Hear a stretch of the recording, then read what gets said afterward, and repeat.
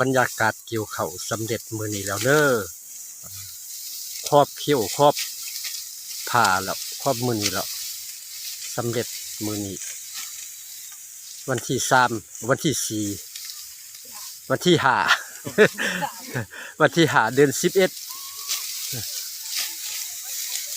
ต้นปีนะ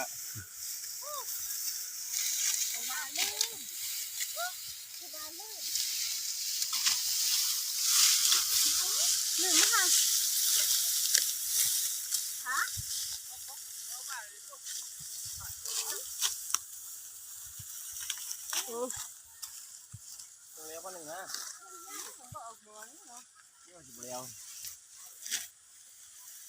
ให้หลงกินกระยาสบายดีพี่น้องบ่ท้องสิให้พี่น้องเบิ่งอันน่ะชีวิตการกินอยู่ของชาวนาบ้านนาห้วยหาแต่กำลังเก็บเกี่ยวแล้วเดี๋ยวนี้กำลังโฮมกองข้าวกองข้าว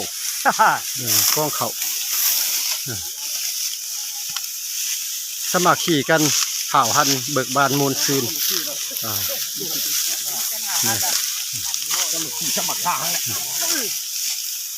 ผู้นี้เท่ากว่าหมูโกย่างไปโคโยนี่ผู้นี้เข่ากำมัวเท่ากว่าหมูก็มากองเข่าเนาะ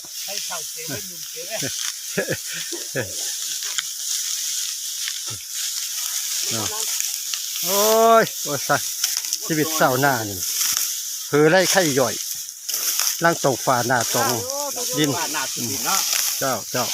เศร้าให้เศร้านาเนาะเจ้าให้เศร้านานทุกอยากปักมอง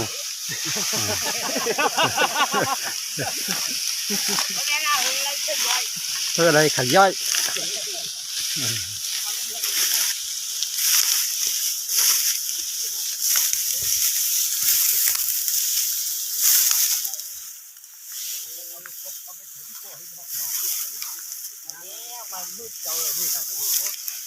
โอ้ยำเลี้ยงเขาดิชายขาดเลย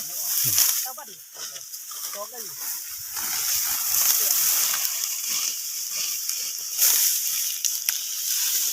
ชีวิตของสาวบ้านนา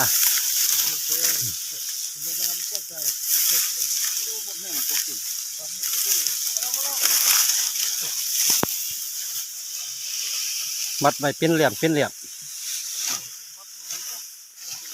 หอบเอาอย่างสบายพักผ่อนก่อนถ่ายนะถ่ายเป็นเสร็จปุ๊บหน้า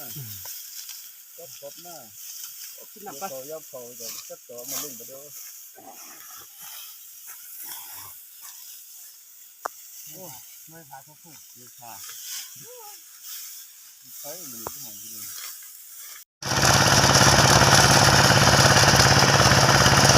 สบายดี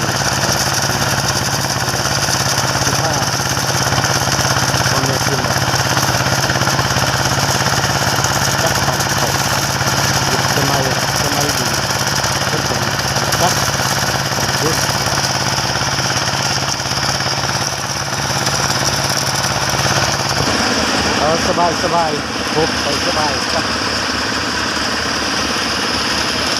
สมัครที่กันปันเขาสมัครที่ปันเขาทางยิ่งทางได้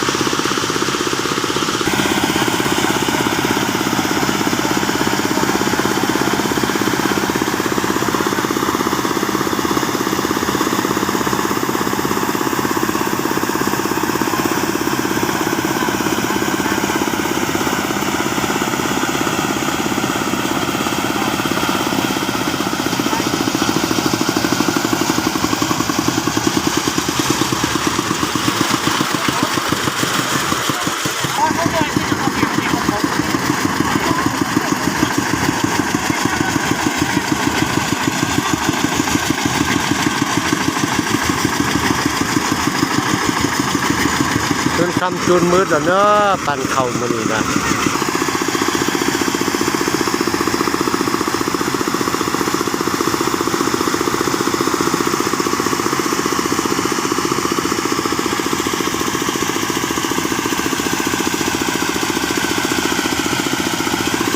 คำจูนมืดนะจูนมืด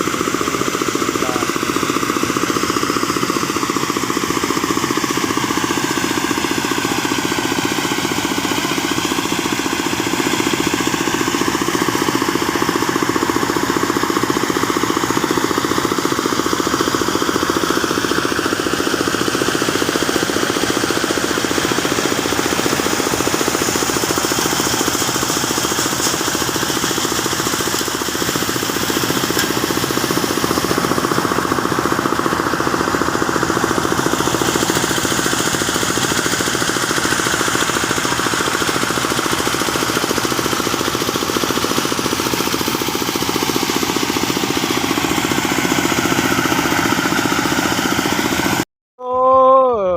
พันเข่าเมื่อหาเหล่าหาห่อหาเฮิรนคือมาเฮิรนเด้อมืออยู่ห่ออยู่เฮิรนไปอยู่ให้อยู่หน้าจังหมาที่ยำฮูงูควายที่ยำเก่าคือมือหาห่อมือหาเฮิรน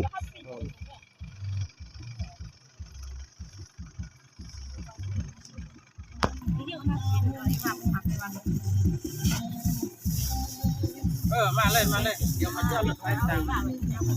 เมียวันมันจะสร้างหลอกไป